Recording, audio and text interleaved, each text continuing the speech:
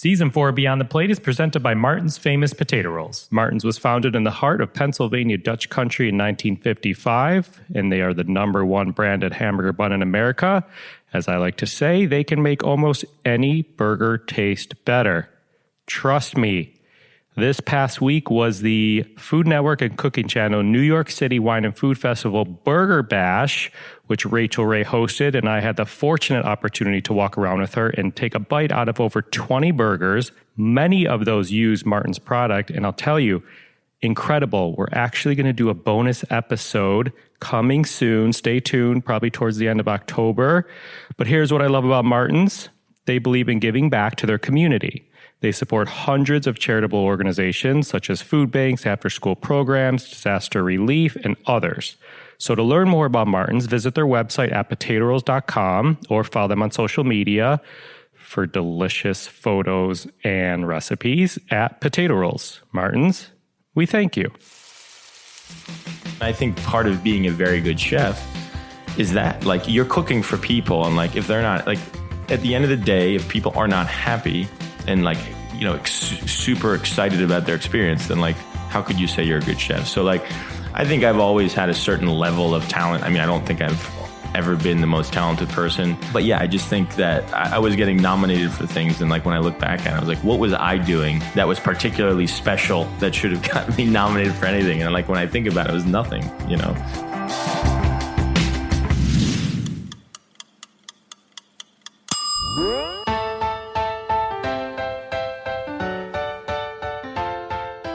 Welcome to Beyond the Plate, a podcast where we sit down with the world's culinary elite to explore their journey with food and their passion for giving back. I'm Cappy, and in this week's episode, we sat with Chef Dan Giusti. Big shout out to the team at WeWork, first and foremost, on Irving in New York City. Thank you for allowing us to use your space there. We appreciate it. I have a lot to say about Dan Giusti, but I'm going to kind of keep it short because this episode is great. Dan comes from a Jersey Italian family. If you don't believe me, follow him on social media and check him out singing in Italian. It's quite entertaining. Dan worked in Washington, D.C. at some of the best restaurants. He then moved to Copenhagen. He was the head chef of Noma under Rene Redzepi for 3 years. You've probably heard of this restaurant. It's been the #1 restaurant in the world a few times. We actually got some firsthand information about Dan from Rene Redzepi for this episode, so that was pretty exciting. Dan could have done anything from there. He could have gone to, honestly, any restaurant in the world to cook. He actually left to work on school food. So that's the gist of this episode. You may have seen him on CBS Sunday Morning. They did a big feature on him. This guy has high standards. Imagine coming from one of the best restaurants in the world.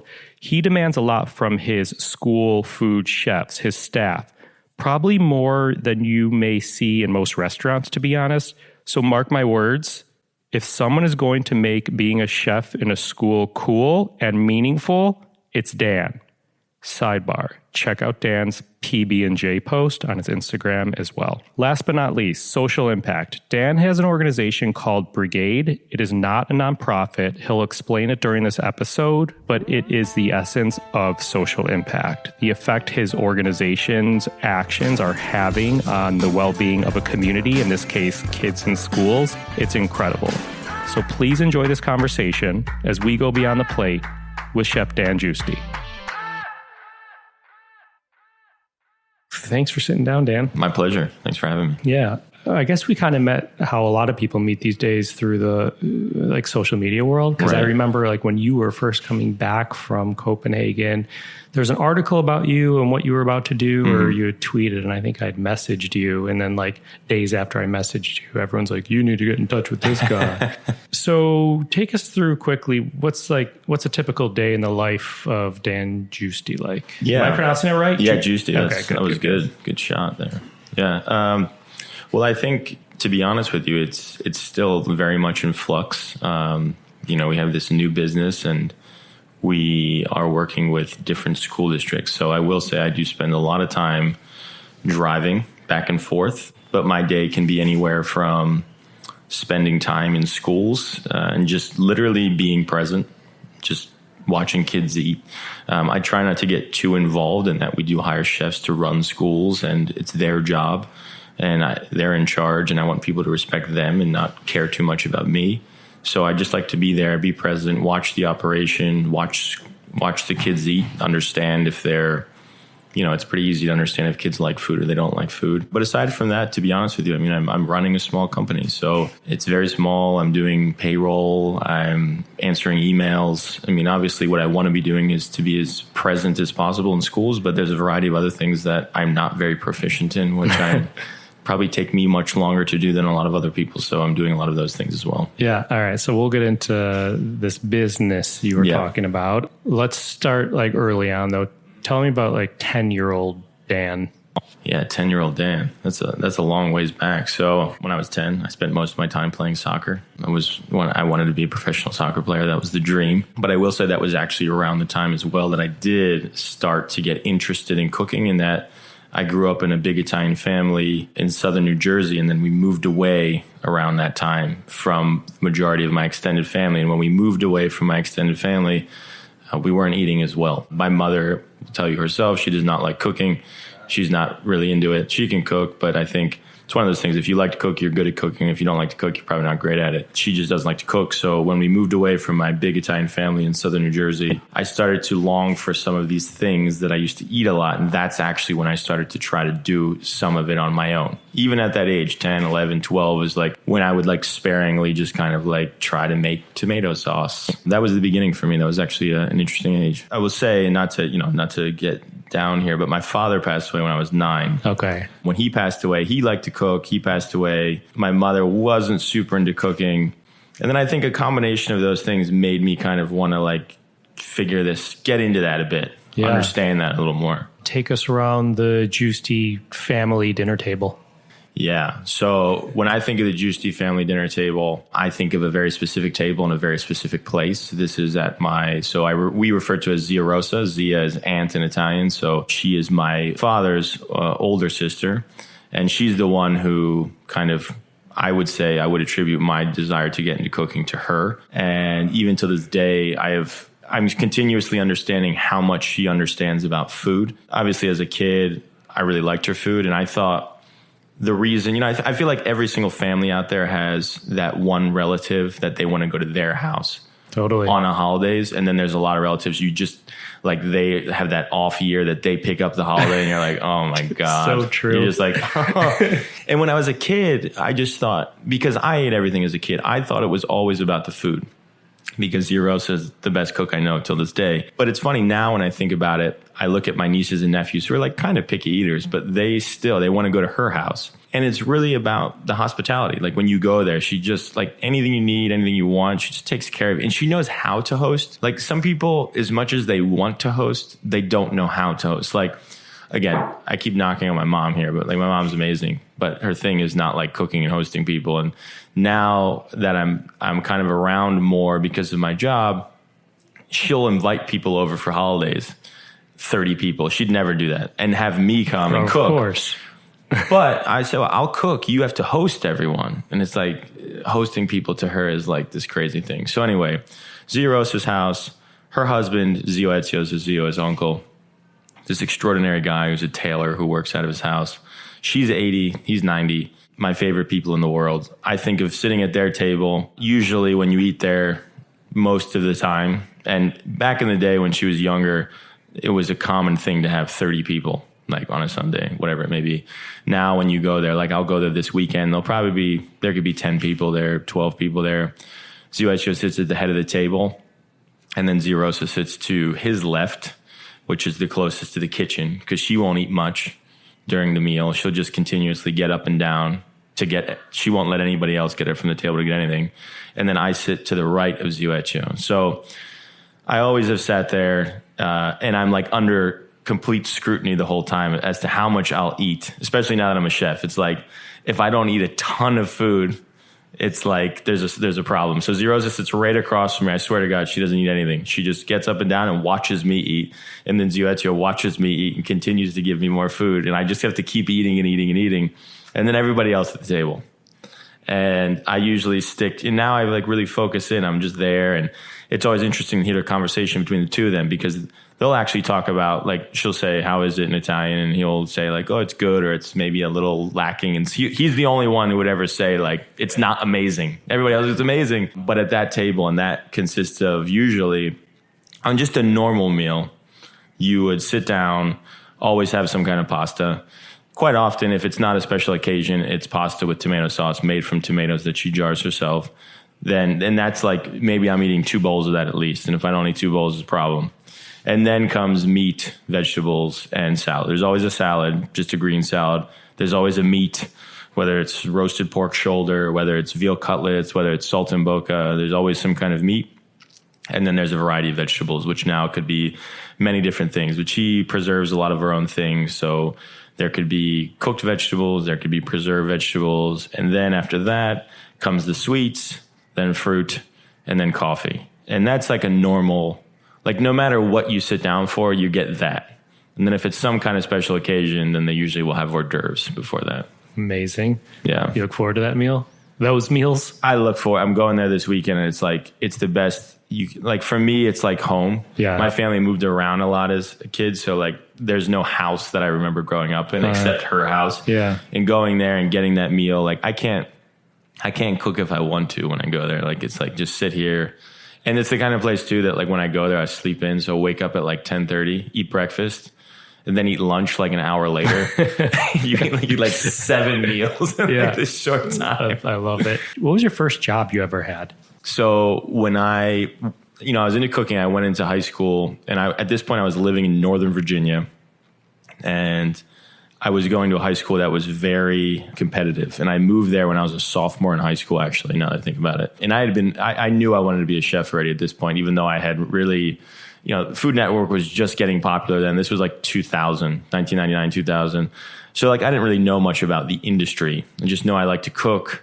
And I met a Culinary Institute of America representative when I was a sophomore in high school, and she introduced me to a gentleman who was the corporate chef of a organization called Clyde's Restaurant Group, which is very prevalent in the Washington, D.C. area.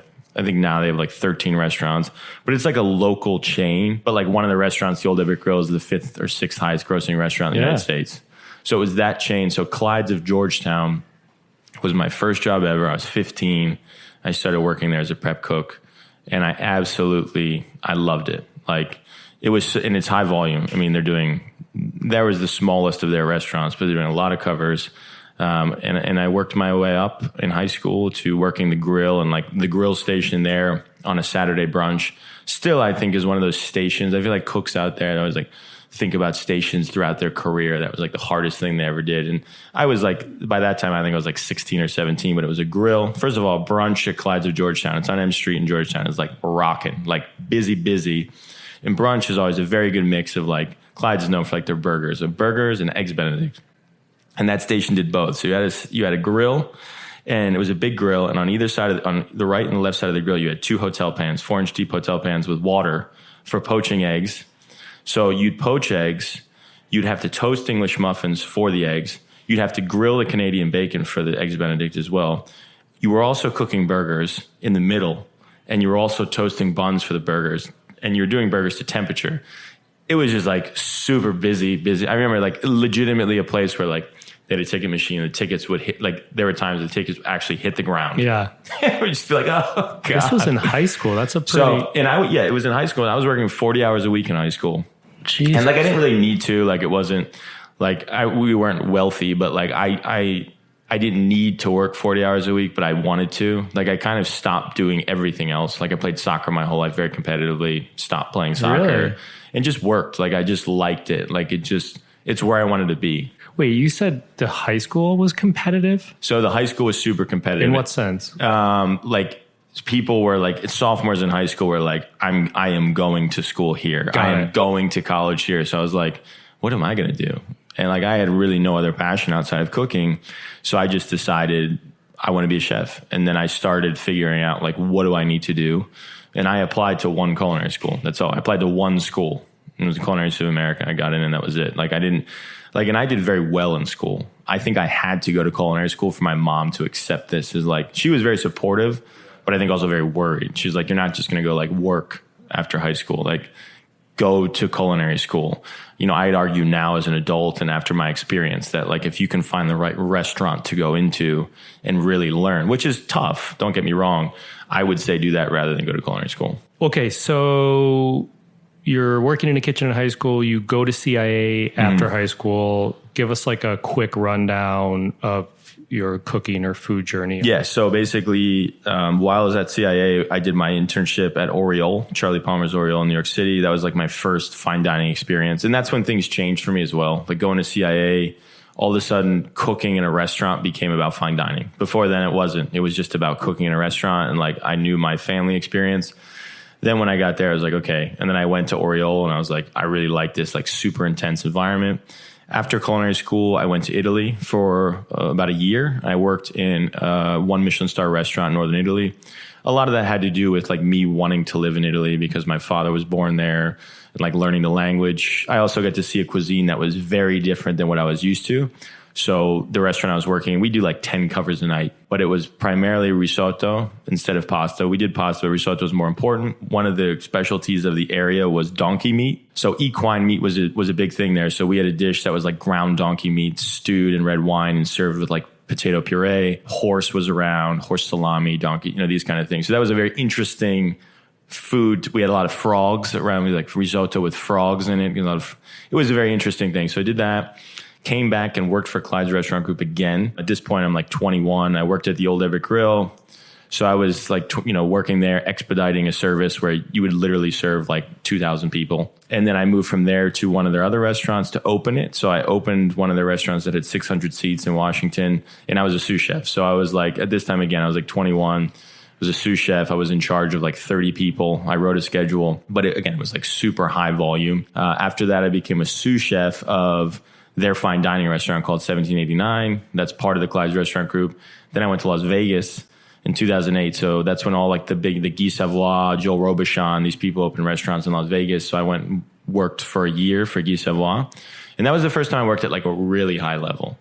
So although this was in Vegas, Guy Savoy is a 3 Michelin star restaurant in Paris.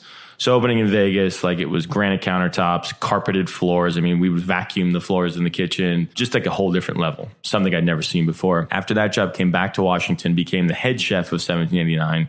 By this time, I'm 24. So I'm like this 24-year-old kid, cocky, didn't like, by no means was I a good chef, but thought I knew a lot. And I was the head chef of this restaurant, 1789 in Washington, that has been there forever. It's like this institution in Washington. All the presidents have eaten there. And I tried to change everything. I mean, they were known for rack of lamb, Caesar salad, creme brulee, these types of things. And I was trying to change everything, upset a lot of people, but spent like 3 years doing this. Really to the point where like as a person and a professional, like I grew a ton. And really by the end of that time, realized like, what am I doing? Like this restaurant is successful for a reason. And that was my last job before I went to Noma. So it got to this point where I was like, I just want to, like, that job was very administrative. I was like managing a lot of people and I wasn't cooking anymore. And I was like, I had a PR team and I was getting a lot of press that I didn't deserve. I mean, this is like really how I understood how like a lot of the game works. Like I was getting all this press in Washington and I was like, and now when I look back at it, I'm like, I was not a good chef and like I was not doing good stuff, but I was like nominated for like best chef in Washington and this and that, getting national press. And it was like, but why do you think that? Like, why? What do you mean you weren't a good chef? Were you a good chef, but you just hadn't reached the caliber that you had at Noma? I just don't think I was a good chef. I mean, I was trying to do things I shouldn't have been doing in the setting that I was in. I was trying to like, I had an idea of what I wanted to do, and it was a very confused period for me, I think, because like, did I want to be in like high-end fine dining? But like, I think about this a lot now, and it's funny because I never really thought of this before, but I think, there's two ways you can cook. You can either cook for yourself, and that's what most chefs do, but that's what people pay for. They want to go eat so-and-so's cuisine. Or you can genuinely cook for other people and really listen to what they want. And for what it's worth, I think most fine dining, you're cooking for yourself. But at 1789, I will say that kind of place. I mean, the people were eating in that restaurant. It was either a holiday, you were graduating from Georgetown University, it was on Georgetown University's campus, or you were like 90 years old. Like that's who was eating, and old money, wealthy. So it's the kind of place that like people ate there, wanted food that they were familiar with. They wanted it prepared exactly how they wanted it prepared. If it was hot food, they wanted it hot. If it was cold, they wanted it cold. They didn't want anything crazy fancy. And for me, I was really trying to do something that they didn't want. So I think I was trying to do all kinds of stuff. I was not, and I think part of being a very good chef is that, like, you're cooking for people. And like, if they're not, like, at the end of the day, if people are not happy and like, you know, super excited about their experience, then like, how could you say you're a good chef? So like, I think I've always had a certain level of talent. I mean, I don't think I've ever been the most talented person, but yeah, I just think that I was getting nominated for things. And like, when I look back at it, I was like, what was I doing that was particularly special that should have gotten me nominated for anything? And like, when I think about it, it was nothing, you know? So Noma pops into the picture. Yeah. So I got to the point there where I matured a lot, and I learned, like, I really realized what I was doing, that I was trying to change things that shouldn't be changed. And, you know, I started kind of leveling out, and I think I started to find a groove there. But it got to the point where I was like, I was making good money, I was getting PR, but I wasn't happy. I was like, what am I doing? So I made a list of restaurants, and I was like, I want to go work at one of these restaurants. What was on the list? So it was So looking back at it, considering I'd never really worked anywhere, and I was the chef of a restaurant in Washington nobody's ever heard of, it was in 2 or in a different countries, very ambitious. It was just 3 restaurants. It was Noma, the Fat Duck, and Alinea. That was it. Those are the 3 restaurants that I said to myself, I want to go work at one of these restaurants, and I want to like work my way up. I was willing to go from the bottom and work my up. So I wrote to all 3 restaurants. Noma, actually, I ended up finding out that I had a connection at Noma, where when I made this list, I found out that a guy I worked with at Oriole when I was 18, who worked next to me, he was 24, 25 at the time, was the head chef of Noma. This guy, Matt Orlando, who's American as well. Hadn't talked to him since I was 18, so it was like 10 years prior. Found his contact, wrote to him, and then he wrote back to me and said, look, like, working here, getting a visa as an American is going to be almost impossible. I'm more than happy to have you come here for a 2-week trial, and we can go from there. So I'm looking at this as like a proper, like, this is a trial. This is a 2-week trial where I could get a job. So that gets lined up. Fat Duck never gets back to me. Alinea gets back to me. I spend 2 days at Alinea. It was cool. Just wasn't like my cup of tea. I love Chicago. It was cool, but it just wasn't. And this was a week before I was going to Noma. So I was like, I'm going to go to Noma. And then after Noma, I'll see like what I want to do. The shit that goes through my head right now is crazy, because like, hypothetically speaking, like, what if you went to Alinea and then like you took a job that Dave Barron like would have had, or like you opened Next and Dave never did Next, but you know what I mean? Yeah, no, it would have been crazy, because when I look at Alinea too, like the guy, like the people who were there when I did my trial, like Mike Bagale was there as a sous chef, then he became the executive chef. The guy Simon, who's now the executive chef, was there as like, I think he was just a chef de partie when I did my like little 2-day trial. So yeah, you never know. So crazy. It's kind of wild. Yeah. But, you know, backtracking a little bit, when I found out I was going to have this 2-week thing, this trial at Noma, again, it wasn't like super clearly told to me that this was a real tryout. I took it as that, because I was told like, come for 2 weeks and like, we'll see. So I needed to get a visa if I was going to have a job there. And the off chance I got a job, I would need to get a visa. So like, I started taking Danish lessons on Berlitz every single day, which is super expensive, because one way to get a visa would be taking a straight up immigration test, which you needed to pass a language test. Then I started going down this wormhole of getting my Italian visa, my Italian citizenship, because my father was born in Italy, but because he was naturalized before I was born, to get the visa, I needed to go through my mother's grandfather. So basically, to get it, you need to track the birth and death of all these people, and you need to have the act. So I'm getting like birth certificates from like Sicily from 1870. Long story short, never got it. Anyway, we get to the point where it's time to go to Noma. I go to Noma for 2 weeks. I'm like blown away. I think a big part of it for me, as you can see from that list, as much as I was very interested in the aesthetics of these different foods and seeing new ingredients, the prospect and the idea of working in one of these kitchens at such a high level, particularly like Noma was the best restaurant in the world at the time. And like, for me, it was like, what does that mean? How are the people in this place? How do they act? How do they, carry themselves? And then I went there and I was like, just blown away. Like, I saw so many ingredients I'd never seen before. There were so many people from all over the world. There were so many people in general working in the kitchen. the sense of urgency there was something I'd never, I mean, people were like running around, and just like the pressure and the expectations on everyone were so high that was like what I was looking for. That's what I wanted. I wanted to be a part of that. So I was there for 2 weeks and I'm like, this is amazing. But then the 2 weeks were up, and surely enough, no one said anything to me. It was like this job tryout, and 2 weeks are up, and I like go back to DC, and I was like, yep. So like I wrote to Matt Orlando, and I was like, I was there for the 2 weeks, and he's like, yeah, there's really not any jobs available. And I was like, like it was kind of like, for what it's worth, I guess in my head, I kind of really made it seem like it was a job tryout when maybe it really wasn't. And I was bummed, but I loved it. And I said, if I can get a visa on my own, so they wouldn't sponsor me, if I get a visa on my own and I work for free, can I come back? And he was like, sure. If you want to do that, do it. So I had a girlfriend at the time, a dog, which I still have, a car, an apartment, a life. And I was just like, put my notice in at my restaurant in 1789, where I was the chef, left, moved to Copenhagen without a paying job. My girlfriend quit her job, moved to Copenhagen, took the dog with us, but nothing was guaranteed. How long was from the time you got back from the trial until you went back, like picked up your life and went? How long passed between that time? Basically like a month and a half. I guess I did that trial in July, and I ended up in Copenhagen like in September, like mid-September. Got it. So it was fast. I basically put my notice in immediately, and it was like a month and a half, 2 month notice, something like this. And so we started really then digging deep on this visa situation. But it was like this thing that, like, I'm a pretty conservative person. I follow the rules. I tend to be very organized and very prepared. But when it's come to my career, like it's just like sometimes certain things feel right. And it was like this idea that even if we move there and we can only stay there for a couple months, that was the right thing to do. It just made sense. So we go there. My girlfriend at the time was this Finnish citizen who found out that because she was a Finnish citizen, and like she had never lived, like her mother was Finnish, so she had a Finnish passport, but by rules of cohabitation, because we had lived together and we could prove it for more than 18 months, I could share the same rights as her as a European citizen.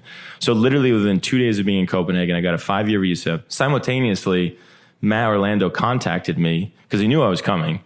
And he's like, have you figured out this visa situation? And I'm like, yeah, I think we probably did.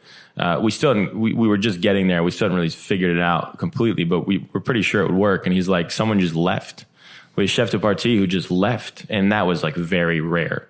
And there was like this falling out, and this guy literally just picked up and left one day. And he's like, we have a job opening as a Chef de Partie. And if you have a visa, you're good to go. So literally within a week of being there, I had a job as a Chef de Partie at Noma. It was like, just completely fell into place. Wow. It just happened. So it was like, took a huge chance, all came together. Sorry to stop you here. No. Can you explain for someone who doesn't know the system what a chef de partie is? Yeah, exactly. That's the top. So essentially, in most places where we would refer to a cook in a kitchen in the United States, which is someone that has limited responsibility and is primarily cooking the food, is referred to as a chef de partie in a restaurant in Europe. Now, I will say that at Noma, or in a restaurant of that size, operation for what it's worth, a restaurant like Noma was feeding 45 people at a time, but there were about 35 paid people working there, 6 or 7 of which were sous chefs. Then there was the head chef, and then there was Renee.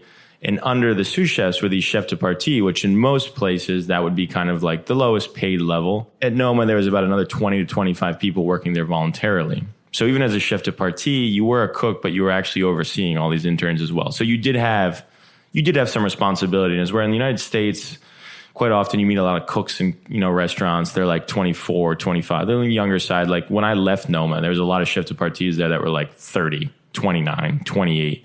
So it depends where you go, but essentially as a cook. So it was like the lower level of paid employee. Yeah. That I got a job there. That's crazy. Okay. So you were at Noma for a while. You're what feels like a perfectionist. At any point, did you ever like want to throw in the towel? Oh yeah. Very quickly, actually. Really? Yeah. So after about 7.5 to 8 months that I was there, I was just getting I felt like I was just getting dominated. Like I was in this very administrative job in a restaurant in Washington that, like, for what it's worth, was not, it wasn't like in the the mix of any real competition. So like you're there with all these young guns who've been like traveling the world cooking, and there's like running. And for what it's worth, when I was there, I was like 27, 28 when I started there. Like obviously that's not old, but a lot of the people are on the younger side, and like just like physically too, the first few months, I was just getting like beat up. You know, you're working like 17, 18 hours a day. Expectations are high.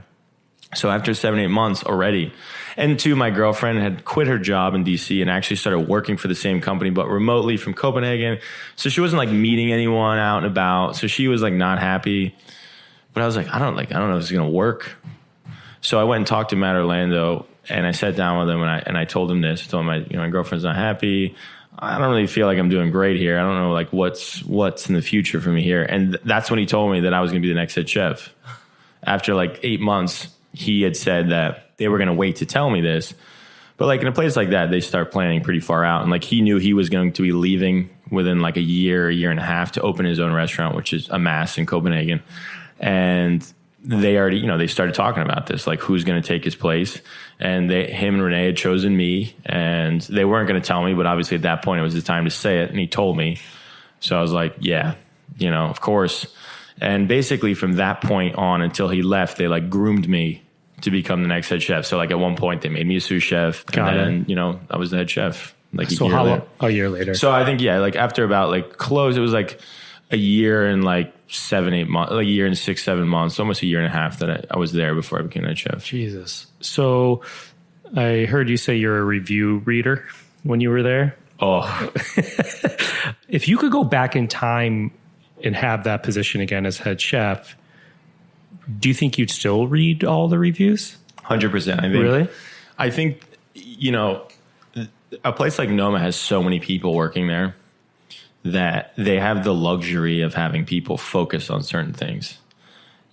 And what I mean by that is like we had a test kitchen, and we had a few people working in the test kitchen. At the time, it was Lars Williams, Thomas Friebel, and Rocio Sanchez from Chicago. Like I would probably say, maybe the 3 most talented people I've ever met in my life. I would say they are, period. So like it wasn't, for what it's worth, like I was the head chef, and the head chef position, the way I saw it, because I interpret, like that was the cool part about Noma. Like I kind of interpreted it a certain way. And I think, but that was also, and it always has been one of my strengths to see like, there's all these people here doing all these different jobs. What should I do to be of most use? And outside of generally keeping things organized and making sure people are communicating, you had Renee, you had the test kitchen, you had the service kitchen, there was private parties, there was the prep kitchen, there was the interns that were 20 people. You had a full-time forager that was going out with people every day. We had a guy who purchased all our food. A lot of people. For one small restaurant, a lot of people. So outside of keeping things organized, I really put a lot of, and essentially upholding the standard. So it was like, test kitchen would produce this meal. We need to serve it. How do we serve it? And sometimes it was like trying to figure out the best way to do it. But we also had sous chefs who worked in the service kitchen who like that was their entire focus. For me, I put so much focus on the guests and whether they were in the restaurant or after the restaurant when they were eating. So like I got obsessed with knowing who every single person was. And that came from Renee. Renee, when I first started, I'd be expediting. And Renee would be like upstairs, and he'd see on Instagram that like someone they were eating at Noma. They like tagged, and he's like, "Who is this?" He'd just come downstairs and just say, "Who is that?" I'm like, "I don't know." Like, I don't know who that is. Like we, like in many restaurants do now at a high level, we would Google all the names on the reservations, but that wasn't good enough. So like if it was a table of 6 people and you knew who the name was under, great. So you might know who that person was, but who are the other 5 people? And they don't speak English. They're speaking Italian. So like, how do you find, like, you need to find out who all of these people are. Find out and know who every single person is, what they do, why they're here. Are they happy? And the kitchen was open there. So when you expedited, it was glass. You could see everyone. It was 12 tables. You could see every single person eating.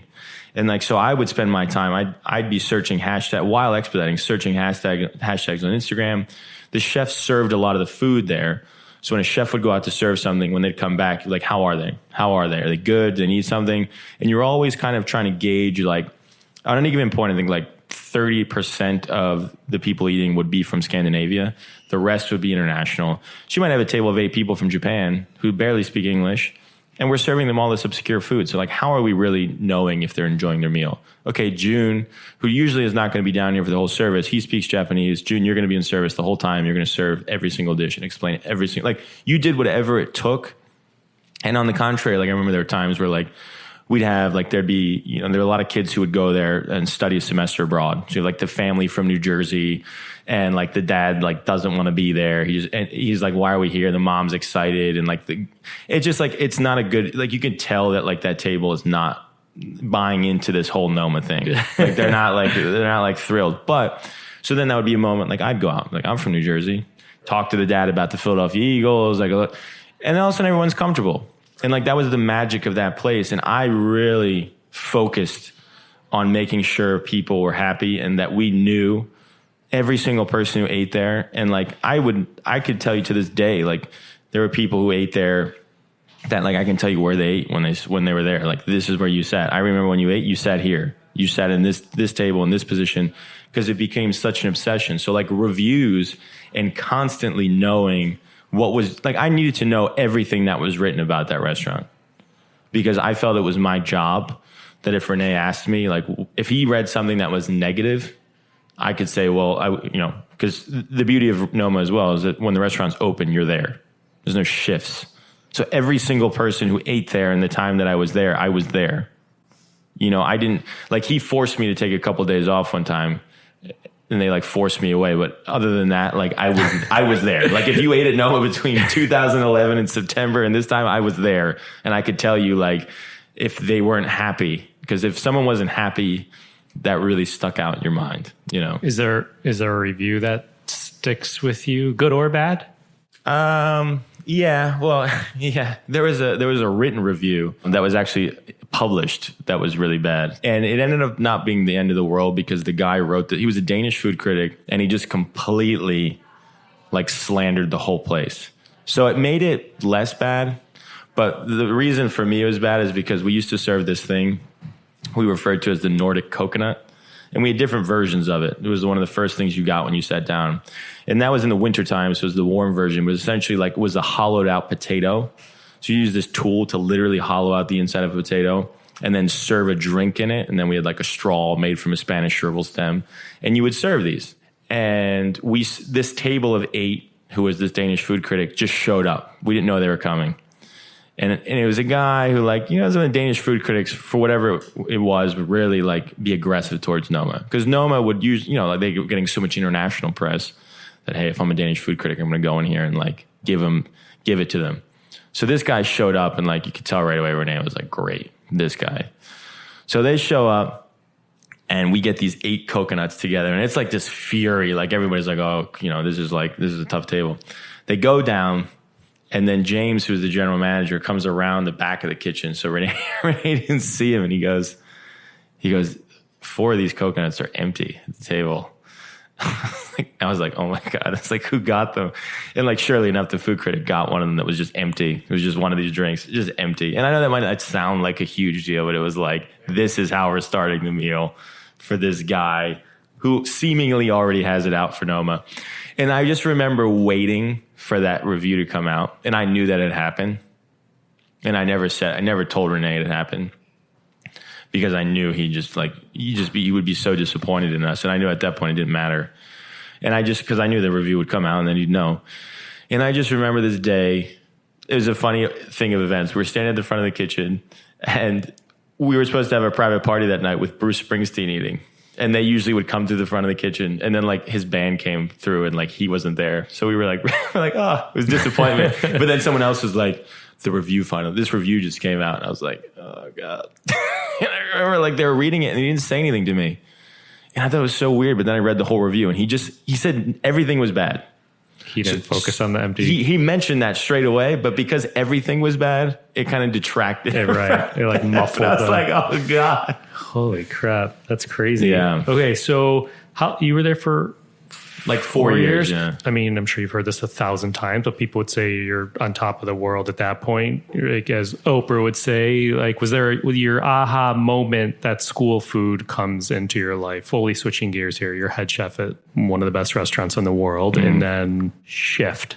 Yeah. So I think it just came to the point where, you know, a position like that in a restaurant like that at some point takes its toll on you. And it was time to move on.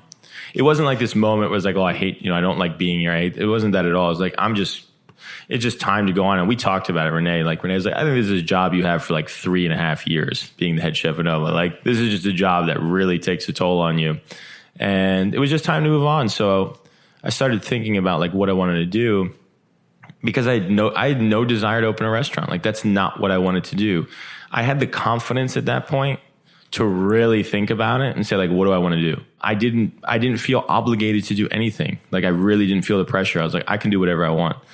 And I really thought about like why I got into this, why I got into cooking in the first place. And like I said, it had nothing to do with fine dining and nothing to do with this stuff. It was really about like this whole like hospitality thing, like feeding people. So that's kind of where the idea started. I was like, I want to cook for a lot of people, and I want to cook for a lot of people every day, which is something that you don't get to do in restaurants. And then once you make that decision, that really starts to dictate like, what are you cooking? Because when you're cooking for people all the time, you really have to take strong consideration of a budget, which is when you're cooking in a fine dining restaurant, you don't really, you know, you can charge a lot of money and people do it. And you have to really take into consideration the nutritional value of that food. Because again, if you're cooking for them all the time, it's just like if you're cooking for your family, you have to pay attention to a budget and you have to pay attention to how it's going to affect them long term, because you're cooking for them all the time. When you left there, you knew you were going to do school food work.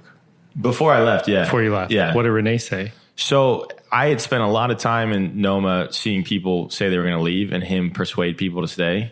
I mean, there's loads of people in Copenhagen who literally live in Copenhagen opening other places because he wants them to stay and he gets them to stay. So interesting. He didn't try to do that with me. When I told him what I wanted to do, he was like blown away. That's crazy. He was all for it. He was like, whoa. In fact, like I remember like pretty short after I told him, clearly he had done research about, like he knew, like he was like looking into it. In fact, he was our first investor in our company. No shit. Yeah. So I don't know if you see this coming, but I asked him about this day, and he said that he would love to share some stuff about Dan. Oh, wow. So I want to read that to you. Yeah, that'd be great. He was more than happy to share some sentiments, and this is what he said. He said, Dan Giusti is a really special person. Not only did he reshape our organization, he professionalized it and also became a friend. He is obsessed with detail so much that I would often tell him, why don't you relax a little bit? He'd panic about small and unimportant things, and I remember talking to him about it, and he said, that's just the way I am. He told me when he was a kid, he used to watch the Weather Channel for hours to be in control of what was coming. That's the sort of mind he has. That's true. That's me in a nutshell. But he went on. I'm sure he did. He said he's also equipped with one of the smallest egos that I know of, but all that went into his stubbornness. That can be both a big advantage, but also an Achilles heel. Sometimes Dan's stubbornness will simply make him waste his energy on trivial things out of sheer spite. But at the same time, that stubbornness is what gives him this incredible drive and belief. Who would have done what he is doing right now and not quite even 10% into it? Nice. I thought that was pretty amazing. That's cool. No, that's cool. I mean, no, it's true. And it took a while, but we did become friends, and I would consider him a friend now. And it's funny because, we don't keep in contact as much as we should. He's obviously extremely busy. I've become busy. But yeah, I mean, it was in a place like that, you go through a lot. We went through a lot there. There's a lot of pressure. And, to get to know a guy like him who, when I first started working with him, he was like this like mythical person who like till this day people are like, wow, and to get to know him and become comfortable with him and see that he is like anyone else, but he's a genius. Like he sees things that a lot of people just don't see. And I was always, and I have always been that person. I was never that. It was like the opposite of that. Like I'm just a very practical, like doer. Yeah. And organized, and I do obsess about things, and like I do worry about things. And it's like, that's why it was a very good relationship, because that's why I think I thrived there, is because I recognized there were people like him. There were some of these other folks working in the test kitchen, but like I was never that. Like that's just not what I am. Those people are so interesting, like the Renees of the world, because you don't come across them you don't come across so many of them throughout your life. Like I have a few of those people in my life, and talking to them is just so fascinating because you never really know where they're going to come at something, but where they come at it, you're like, I did not see that coming at all. And that's genius. Yeah. I mean, there were moments there where I was just like, okay, you know, like people would always ask like how involved he was in this and that and the other thing. And like the genius of Rene is, and I don't think you could really see it unless you work there, is that like in my time there, he had a variety of people working in the test kitchen, and he allowed them, like, first of all, the people who work there, he put them there. So that takes a certain understanding of how it's going to work. And then beyond that, just cultivating this culture where like they could essentially do whatever they wanted. But it all, and if you really pay attention to Noma, you can see the style of food changing per who was there. But it still all worked in this framework. And, you know, he always had his touch on. Like, that's a very challenging thing to do, particularly when you're someone like him, who's such a genius when it comes to food, to allow essentially other people to come up with things, but somehow work with, like, let them do it, but work with them on it. That's a very difficult thing. And I'd seen many times where like people would work on a dish, super smart, super intelligent, and the dish would be great. And then he'd literally like move something or like put one thing on it and become like 50% better. And that was all he did with that dish. But that's all it took. So when I would see stuff like that, it was like, whoa, I knew, I was like, I wouldn't think of that ever in a million years. That's crazy. You know, the perfectionist thing, I feel like I'm a perfectionist with certain things in my life, and there's things that I obsess about that people are like, why do you care about that? Don't care as much. I was like, if I don't fucking care about it, then I shouldn't be doing it. You know, like. Well, that's right. And I think for me, and it's true, like it did get to the point where out of all the people in the world, Rene, who like a lot of people who've worked with Rene would say that, you know, he's crazy about like, everything has to be a certain way. But I was like absolutely obsessed with everything. I mean, I remember like him laughing at me. Like he'd come into the kitchen, and it was this thing that like when I would be running the kitchen initially and he came in, the mood changed. People were like, oh God, you know, Rene's here. Then it came to the point where sometimes he'd come into the kitchen, and the way I was running it and the way I was, he'd come in and like laugh at me and just walk and just leave, because he was like, man, he's nuts in here. Like just, I became so obsessed with everything being a certain way, being right, that, you know, he trusted me in that sense. Yeah. Brigaid. Yes. We're looping this into our social impact, giving back portion of the podcast, which is a huge part of why I do this. Each guest usually gives back in a different way. Yours is very unique, and we could have started about this, and this whole conversation could be about this, but let's take everyone through it. So we're on an elevator going to the 25th floor. Okay. Give us a synopsis of Brigaid. Yeah, I think I will say that like Brigaid as a company and as a business model is continuously evolving, but in a nutshell, really what we're doing, similar to my own kind of experience, is we're trying to get professional chefs who would otherwise choose to work in restaurants or hotels that work at a high level to really consider working in public schools to rethink what's possible within school food. As most people don't understand, working in school food, there are a variety of constraints, and chefs are obviously very appropriate to tackle those constraints. So that's really what our focus has been, in how the chefs work with school districts and how we feel is most impactful. That's continuously evolving. Explain the name Brigaid. Sure. So when it came to figure out a name, and I put a lot of thought into this, first of all, to this day, I think of Brigaid as the ultimate place where I want to be as a business, as a group of chefs.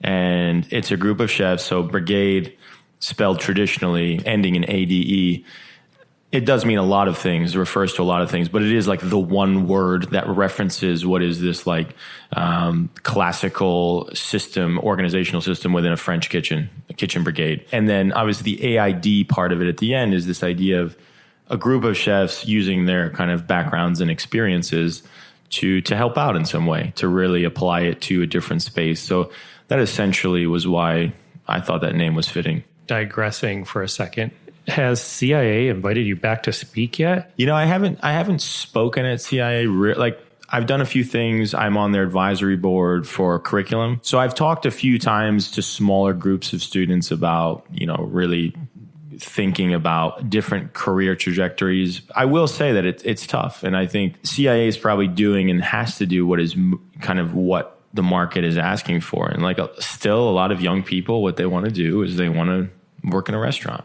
I think, or be on Food Network, it's true. And I can understand that. I think, it's easy. I see it with my own team. It's easy for me to say, post on Instagram, this whole thing about a peanut butter and jelly sandwich and be confident about that, because no one's ever going to question me because I was the head chef of Noma. No one's ever going to say, well, does this guy even know what he's talking about? Or does he even know how to cook?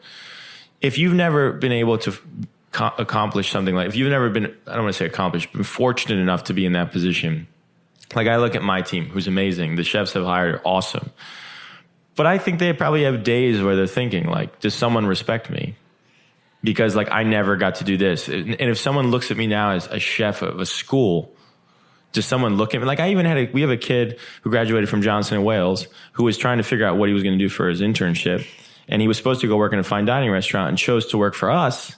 And his parents were disappointed in him because his parents thought it, like even now, like my mom will introduce me to people and I think she's getting it now, but she'll be like, oh, my son's a chef. And they'll be like, oh, where do you work? And I'm like, oh, well, I have a company that puts chefs in schools. And my mom's like, yeah, but you were the chef at Noma too. You know what I mean? Like, yeah. Because people don't react. You say you're a chef in a school, people are like, oh, right. Like, okay. Yeah. Great. So it's a hard thing right now to get young people to really consider this as a real career. I think it's incredibly important and huge. You could be this person to, I hate to say this, but make it cool. Well, you know what I mean? It has to be cool. And the other thing that we have a struggle with is we're not and I hate to say this, like we're not looking for like bums. Like this is a really hard job and you need to be smart. You need to be organized. It's not like, oh, I'll just go do this. No. And like, I'm super proud of our team. Like the chefs who work for us, I demand a lot out of them from a professionalism level that I don't think is really asked for and expected, even at the highest levels in restaurants. I was going to say, they're probably learning more from you working in the school food arena than they would be. I honestly, I have this thing where like, if people come and work for us, maybe some come and work for us and it's a lifetime long thing. Maybe other people come work for us and they work for us for 2 years and go back and work in the restaurant industry. Like I want this to be something that in 5 years from now, people put on their resume and the chef's like, okay, like let's talk to them, because there's no question like what they have to go through to work with us holds them to a much higher standard in terms of being a person, professionalism, and beyond. Like it's just a different thing. Working in a school, being a role model for kids, following very strict nutritional guidelines that are very technical and can be complicated to understand, developing recipes per those. I mean, the list goes on, and what we demand out of those people, it's just different. It's just a different thing. How long did you spend educating yourself on those nuances of school food? Yeah, I think going back to like what I think my strengths are, like as much as from day one till now, always brushing up on things. Like there are people on our team, like there's a gentleman on our team, Ryan, who's one of our chefs, who like, he knew the guidelines, the nutritional guidelines better than anyone on our team does now before he even started working with us, because he studied them so much because he wanted this job. And like his mind works that way. So I think there's so many things that school food approach, so many topics that school food approaches. I mean, you're talking about, it's the nutritional guidelines, so nutrition, it's a lot of politics in a variety of ways, like true politics, like policy, but also politics, the way certain districts run and who is going to make decisions. There's so much that like, I probably spent in conjunction with the first two chefs that we hired, essentially 6 to 8 months. We had to develop menus. I mean, basically I came back to the United States in January. We signed on New London as our first school district in March. And then we put chefs in 2 schools and started serving school meals in September of the following year. So basically from 6 months figuring out like we need to develop menus. And it didn't just happen overnight. and it's still, and I would say now like we're so much better at coming up with meals that kids like, because you're essentially learning how to cook in a different way. Certain ingredients, when you're working within such a small budget, like you have to think differently about food. I feel like you're way more solution oriented. I mean, there's a lot of freaking red tape when it comes to schools, districts, cities, whichever way you want to look at it. But I feel like you don't take no for an answer, but more solution oriented in dealing with that red tape. Yeah. I'm one of these firm believers too. Like, I don't like to, that's rooted in the idea that I don't like to say that something is wrong unless I have an idea of how I could fix it. So like, obviously, if I'm going to start a business that's rooted in changing school food, then I better have something. Like, it can't just be, don't get me wrong, have we figured the whole thing out? No, but we have proven, we have shown, we have examples that you can cook from scratch in a school, get kids to eat the food, and do it and make it financially viable. So everything we look at, you know, the fact that matters, I tell my chefs all the time, and really our team in general, that the difference between what we do and, say, working in a restaurant is essentially all those hurdles. Like, you can't ever get caught up in like, oh, like sometimes I'll hear, oh, this is this way, and this person, look, that's literally what we do. Like, that's our job. Like, that's the work we do is finding solutions to those hurdles. So like, I don't care. Like, honestly, like, I could care less about this. I could have told you this was going to happen 2 years ago. Like, since day one, we knew about all these hurdles. So it doesn't matter anymore. What is the solution? How are we getting around it? That's the most important thing. Not to make you repeat something that you've probably repeated 100 times, but can you just lay out the like $1.25, all that? So very simply, if you are in the United States and you run a school, you want money from the government to subsidize your school food program, you can participate, which is what is referred to as the National School Lunch Program, which is run by the USDA. Most schools participate in it, most public schools at least. And essentially what they say is, if you create a meal, whether it's breakfast, lunch, or supper, that fits very strict nutritional guidelines that they set, you get a certain amount of money back from the government. So the way that works is, this year for lunch specifically, we got $3.39 back from the government. The misconception about that $3.39 is that money is for just food. But that money is for everything needed to produce that meal. So that's food, that's labor, that's maintenance. In fact, most school districts, most food service programs within this country are entirely self-sufficient on that reimbursement rate, to the extent that even the general budget of the school district will charge the food service program with that money for utilities that they use within their schools. So they will charge them for gas or electric or lights. So that money, in most cases, now there are primarily the bigger school districts sometimes are subsidized by their general budget, but that $3.39 is everything. So when it's all said and done, you have about $1.25 for lunch. And the way the National School Lunch Program works from a nutritional guideline perspective, there are a lot of very specific guidelines, but from a very basic perspective, you have to offer the kids a protein, a whole grain, a fruit, a vegetable, and a milk, and they have to take 3 of those things for it to be a compliant meal. Milk costs 25 cents roughly in most places. So if a kid goes through the line and they take a milk, you're down to $1 now to produce that meal, produce that lunch. So $1.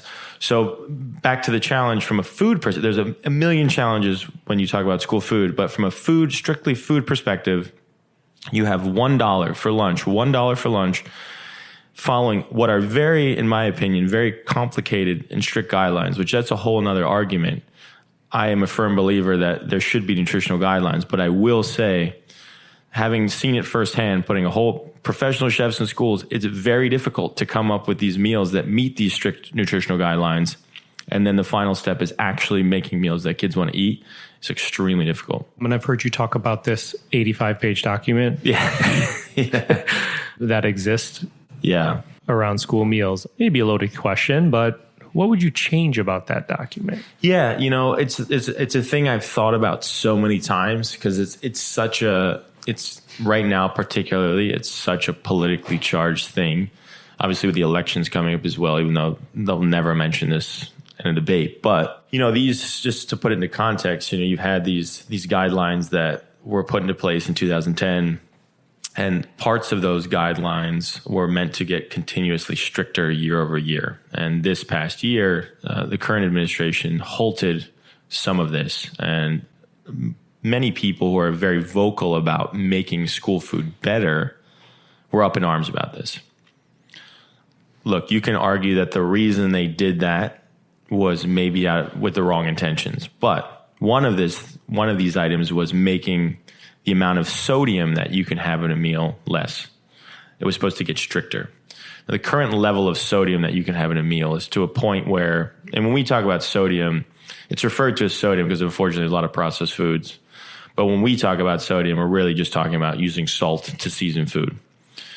The standard that it's at the moment, it's difficult, and we can do it depending on the combination of foods we use, but it's difficult to make food taste the way you or I as adults would enjoy eating it. And it was going to get even stricter. Now, a lot of the kids that we're feeding are literally eating like things that are so loaded in sodium that food doesn't even register on their palate. So if anyone out there is spending time in a cafeteria and they see how much food goes in the garbage uneaten, they would know that putting even less salt in the food would make it even that much harder to make this food taste good for kids. So just as a sidebar there, that's the kind of thing that I'm a little in question about. Now, what I would change, what I would say is, for me, the idea of nutritional guidelines in schools should be setting an example for kids that they can follow in their personal lives, whether it be during school or beyond their days in school. The current nutritional guidelines are so complicated. You would never follow that. You couldn't. I mean, you're talking about less than 10% saturated fat. You're talking about 51% whole grain flour or more. Like, these are things you just won't follow in your everyday life. So for me, a lot of other health organizations out there have produced nutritional guidelines that are much more generic, much more broad.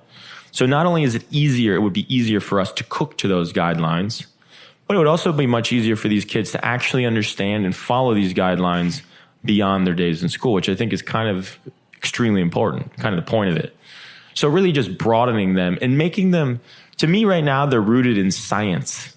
They're very scientific, which I understand nutrition is rooted in science, but that needs to be digestible for I'm a chef and I've been working in food my whole life, and it's complicated.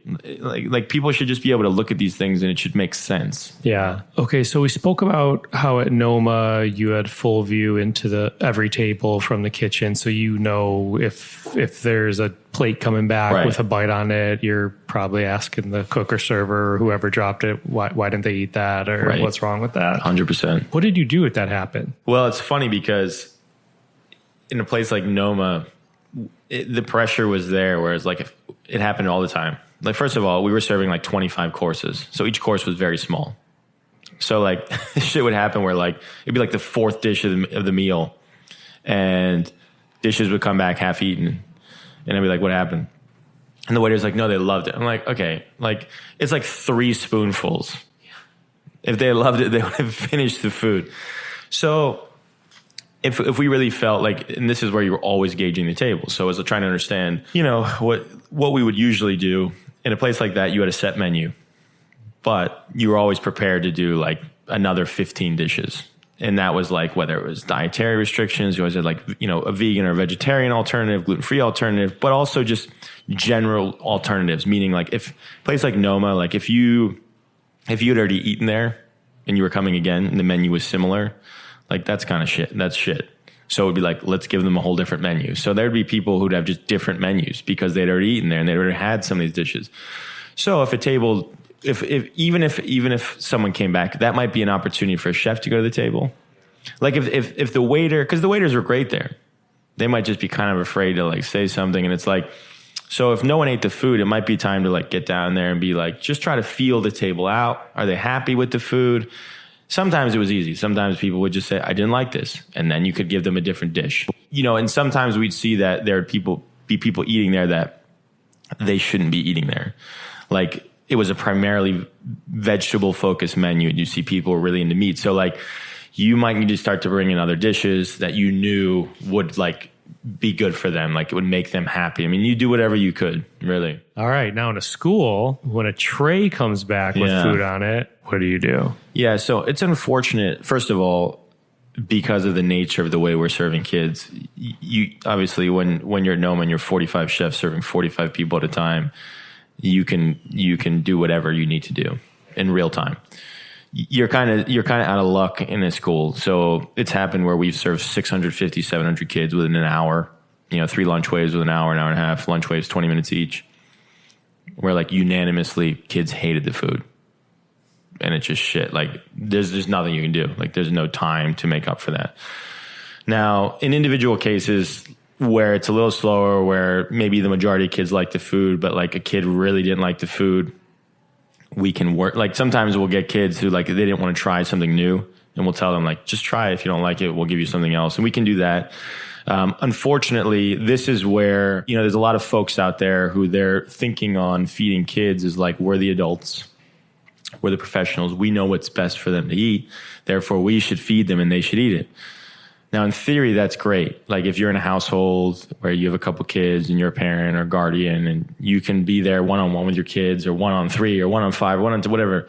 But when you're serving 300 kids in 10 minutes and there's 2 people who are temporary employees who really don't even know what's being served because it's not their job to know, you don't have that circumstance. If you serve food that kids don't like or don't want to look at, they're not going to eat it. And that's the end of it. So I think what we're always trying to do, you don't have that. So it happens like where a lot of kids will just be like, we don't like this. And that's the end of it. So do you not serve it again, or do you? Well, that's the thing. Then you need to evaluate. Like there's people out there say scientifically, people tell me this all the time. And I think 12 times shit. Yeah, like, look, first of all, as a chef, if you serve someone something once and they don't like it, you're not going to serve it again. But if you serve 600, 700, 800 kids, particularly like high school kids who are literally tell you to your face, like, fuck you, that they don't like the food, you're not going to serve it 12 times. Right, you're just not going to do that. Like, so you need to evaluate. So sometimes it means that you're adjusting it. So maybe there's a specific reason they didn't like it and it's just a matter of tweaking something.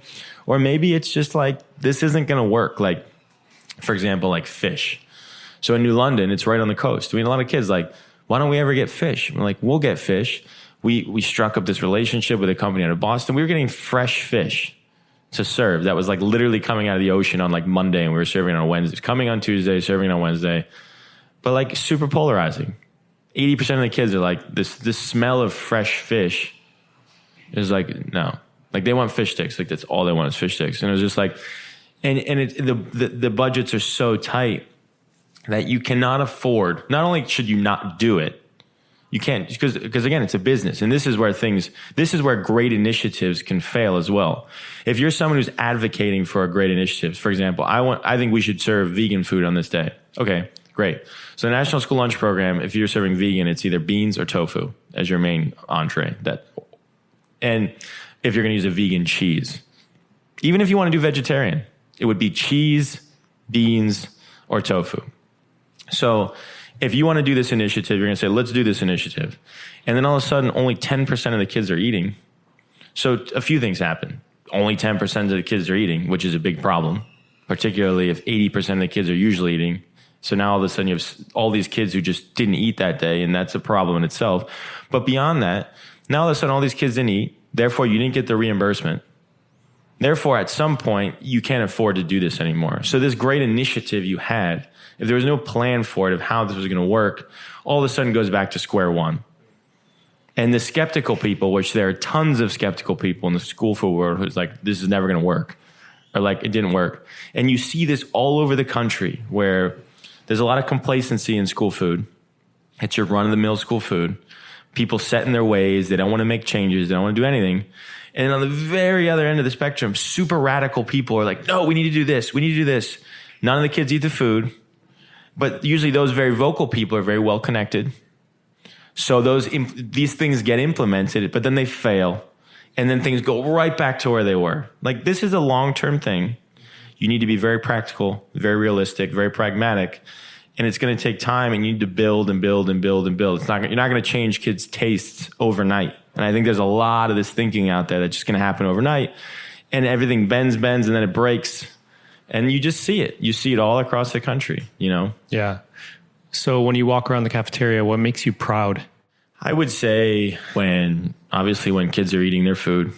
You can tell when kids are eating their food in a way, or not even kids, you can tell when people are eating their food in a way that they're enjoying it. It's very clear. They're eating it at pace. One thing, probably the thing that makes me most happy and proud are when I see the chefs that we've hired in the cafeteria and the kids really want to talk to them, really want to ask them questions and say things to them. Because like at the end of the day, Like, and this is why this is tricky. Like, you could serve, like, what does this even mean? Like, you can serve the best food that was ever served in a school tomorrow, and like probably no one would eat it. Like, that's not success. Like, it's going to take time to get kids to enjoy different food, but like, you're never going to get to a place with the kids with the food unless the relationship to the people involved in making that food is strong. So when I see those things happening, for example, the first year we did this, the proudest moment I had was the first two schools we started in New London was a middle school and a high school. Tough crowd. Middle school is like, these kids, they think they're adults, they're not adults. High school, like, they're over it, they're too cool. Simultaneously, so the first two chefs that we hired, their birthdays were in the same week in April. And the staff of those kitchens, which, these people aren't well off, they managed to, like, they found out it was their birthday on their own, got them gifts, baked them things, got them cards, sang happy birthday. And all three lunch waves, both in the high school and the middle school, sang happy birthday to the chefs. For me, this was the best thing. Like, we literally had kids in the high school during the first year say, like, I don't really like this meal, whatever this is you've made. And most people would say, well, that's terrible. But then say, but we see how much you guys are doing here. Like, you're working hard. We see that. And when you have a high school kid who literally, like, could give a shit about anything, come up to you and say, like, we see you working hard here, thank you. That means a ton. And yeah, sure, they might not have liked the meal. And that's what everybody wants to focus on. Everyone out there, all they want to focus on is that meal. That has to come with time. Like, it's just not going to happen. If you know people, you know that's just not going to happen. I don't even have my own kids, but like, I have nieces and nephews. They growing up in households that they're really well taken care of, and they are very picky eaters. And sometimes they eat chicken nuggets. It's not the end of the world. You know what I mean? Like, sometimes it's going to happen. Okay, so I asked you your most memorable review, good or bad, at Noma. What's one from the kids at school? Yeah, so we've done a few things where we will ask kids for feedback, like written feedback, like solicit it. Like, and that's opening up, like, we have two things. One is like a proper like thing that something was said. Another one was more of an experience that will always stick out in my mind, and it's something everybody can relate to. But the one was, we had them write on napkins and post it on a board. Like, what do you want to see, or what can we do better? And one just said, try harder. That was one. And then one time at the high school, I got to the high school, and Ryan, who was the chef there at the time, he was like, I happened to overhear they were going through their student government, like, campaigning. Like, they were doing like speeches, like, if I'm this, class president, and they were literally advocating for better food, even though we had a chef in the school. They're like advocating for, like, we're going to bring this back. We're going to bring back chicken patties. We're going to bring back that. And I was like, oh my God. Shit. I was like, shit, this is horrible. Yeah. This is brutal. Like, to think that, like, you hear all these, you see these things on movies all the time, and like, people want better school food. And like, here we have a chef in the school, and they're advocating for different school food. I was like, oh no, but we've seen, I definitely would say that we've seen our more share of negative written feedback. I've gotten emails where people who are students in New London who said, like, you ruined everything, blah, blah, blah. This is terrible. It's tough. It really hurts because these kids don't have a choice. Like, at a restaurant, like, if you're an adult and you go to a restaurant, it's not good. Like, I could care less. Like, you chose to go there. There's so much information out there that you could have done your research. You know exactly what you're getting into. These kids don't have a choice. So if they show up to school and the food's not to their liking, like, it just sucks for them. They have to come back every single day. So when you get a review, particularly when a lot of these kids don't have a lot of access to good stuff outside of school, or just generally that they're leading a life that's difficult, like, the least we can do is make them happy with the food. Like, it seems like an easy thing we should be able to do. Yeah, totally. All right, let's do a quick speed round, and then we'll wrap it up. What'd you have for dinner last night? Panzanella salad, and I ate it at 1:30 in the morning. Jeez. Yeah. Name a smell in the kitchen you love. Garlic. Smell in the kitchen you hate. Burning things. What pisses you off in the kitchen? When people make lazy movements that create a lot of noise. What makes you happy in the kitchen? When it's just quiet and professional sound. When it's just like humming. Yeah. People are moving around and things are happening. If you could sing with one person on stage, who would you sing with? Stevie Wonder. Here's a tip, everybody. Follow Dan on Instagram because he sings on his Instagram stories. It's fantastic. In Italian. Yes. All right. In closing, I fucking hate when people ask me a question like this. So I'm going to ask you. Yeah. 10 years from now, where is Brigaid? Yeah, that's a great question. And I think for me, you know, I'm doing what I'm doing because this seems like the way I can make impact, the way I want to make impact, because I'm a chef. For all I know, you know, maybe in an ideal world, there's no more need for Brigaid in 10 years. You know, that chefs are just doing this work and it's a common thing. The standard is much higher. There's no need for a business like Brigaid anymore. Hopefully there's a need for Brigaid in the coming few years. And I think there is. But in 10 years, the ideal case scenario is that we've done our job. And chefs are literally just like, this is just a common thing. I come out of culinary school and I become a chef in a hospital, or I become a chef in a school. And that's what's happening, you know, and we've passed on, we've created a lot of these chefs. We've trained a lot of these chefs. We've created a lot of information out there and resources for these chefs to use. And there will be a better use of our time at that point. Amazing. Is there a thing with someone saying thank you to you? No, I said this.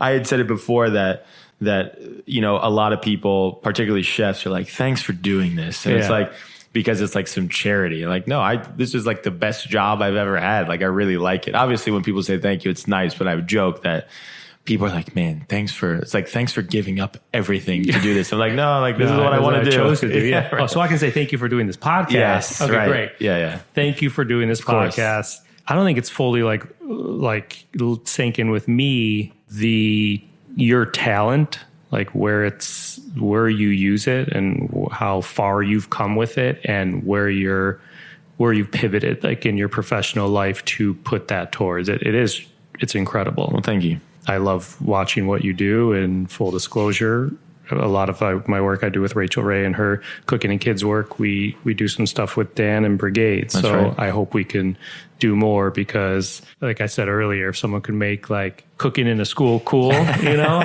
I think it's you and with your background. So I guess I'll leave you with keep caring and feeding about our nation's children. I will. Thank you. Thanks, Dan. Thank you. Quote, "You're never going to get to a place with the kids, with the food, unless the relationship to the people involved in making that food is strong." Thanks again to Dan Giusti. Find more on him at chefsbrigade.com. That's BRIGAID. Find me and keep up to date with this podcast across all social media platforms at On Cappy's Plate, or go to beyondtheplatepodcast.com. Beyond the Plate is on Twitter at BT Plate Podcast and Facebook. And so sorry to interrupt. You've heard me mention Cook Tracks, brought to you by the folks behind this podcast, but we're getting a lot of love from people on social media that are actually cooking these recipes, and that's the point. As I mentioned, Cook Tracks is a project we've been working on for well over a year. It's a brand new way to cook, truly. It's no pause and play on a video. It's a chef in their kitchen, in your ear, walking you through a recipe step by step. Follow at Cook Tracks on Instagram. No recipe reading needed, no pausing, as I said. There's 6 episodes right now. We have Rachel Ray, Gail Simmons, Rocco DeSpirito, Stephanie Izard, Jimmy Papadopoulos. For more information and updates, check out cooktracks.com or on whatever platform you're listening to this on. Okay, thanks for listening. This episode was produced by myself, along with Ian Cohen, Joe Yeaton, and Sean Petrosian. Thank you to Tom Osborne. Our music has been composed by Goldford. As always, special shout out to my wife, Katie. Please rate, review, and or subscribe to this podcast on your listening site of choice. Join us next week for Just the Plate when Dan talks us through his version of aglio, olio, e peperoncino. This is a good one, folks. Thank you for listening to Beyond the Plate. I'm Cappy, and remember, there are never too many cooks in the kitchen.